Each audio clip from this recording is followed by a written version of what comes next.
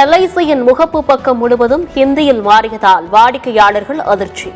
தொழில்நுட்ப கோளாறு காரணமாக மாறியதாக LIC விளக்கம்.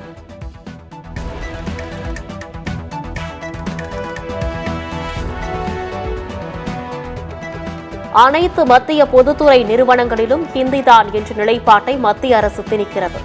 LIC இணையதள முகப்பு பக்கம் இந்தியில் மாறியதற்கு தொழிற்சங்கங்கள் கண்டனம்.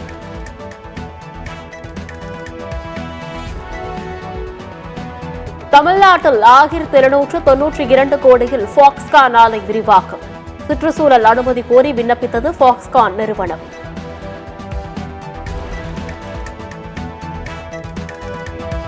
அறப்போர் இயக்கத்திற்கு எதிராக தொடர்ந்த வழக்கில் எடப்பாடி பழனிசாமி உயர்நீதிமன்றத்தில் ஆஜர்.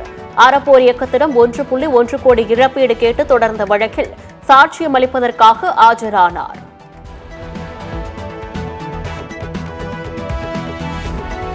அதிமுக ஆட்சி காலத்தில் நெடுஞ்சாலைத்துறையில் பல ஆயிரம் கோடி ஊழல் நடந்ததாக அறப்போர் இயக்கம் கூறியதை எதிர்த்து எடப்பாடி பழனிசாமி தொடர்ந்த வழக்கு டிசம்பர் 11ஆம் தேதிக்கு ஒத்திவைப்பு.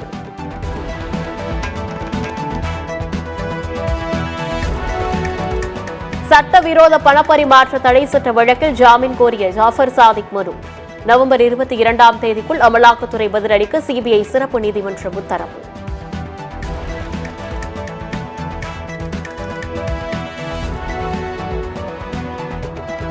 தரங்கம்பாடியில் உள்ள புராதன சின்னமான டேனிஷ் கோட்டையை இன்று முதல் நவம்பர் 25ஆம் தேதி வரை இலவசமாக காணலாம். தொல்லியல் துறை அறிவிப்பு.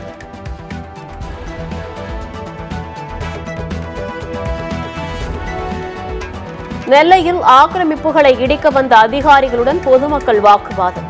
மழையையும் பொருட்படுத்தாமல் சாலையில் அமர்ந்து பெண்கள் மறியல்.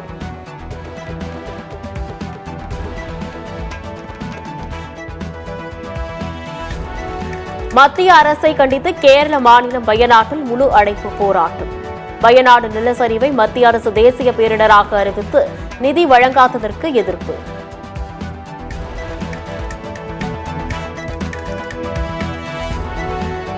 டெல்லியில் இதுவரை இல்லாத வகையில் மோசமடைந்த காற்றின் தரம்.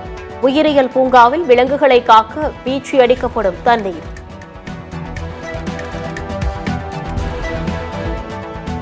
நாடாளுமன்ற குளிர்கால கூட்டத்தொடர் வரும் 25ஆம் தேதி கூடுகிறது. கூட்டத்தை சுமூகமாக நடத்துவது குறித்து 24ஆம் தேதி அனைத்துக் கட்சி கூட்டம்.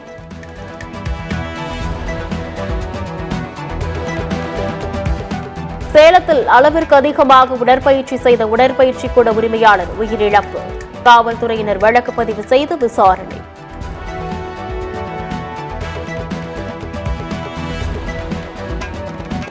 மதுரையில் அரசு பேருந்து பிரேக் பிடிக்காமல் பாலத்தில் இறங்கி ஆட்டோ மீது மோதி விபத்து. நல்வாய்ப்பாக உயிர் தப்பிய பொதுமக்கள்.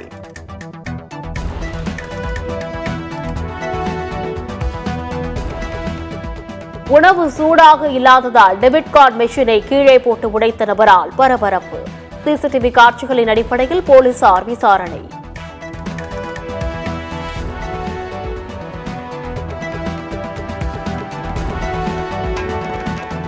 தேனி கும்பக்கரை அருவியில் வெள்ளப்பெருக்கு. சுற்றுலா பயணிகள் குளிக்க தடை.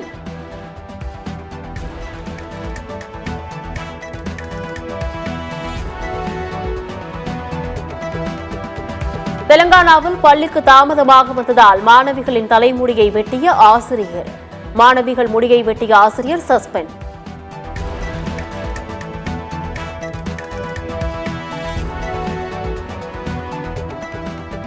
ஆஸ்திரேலியாவுக்கு எதிரான ஒருநாள் தொடருக்கான இந்திய மகளிர் அணி அறிவிப்பு. ஹர்மன்பிரீத் கவுர் கேப்டனாகவும் ஸ்மிருதி மந்தனா துணை கேப்டனாகவும் நியமனம்.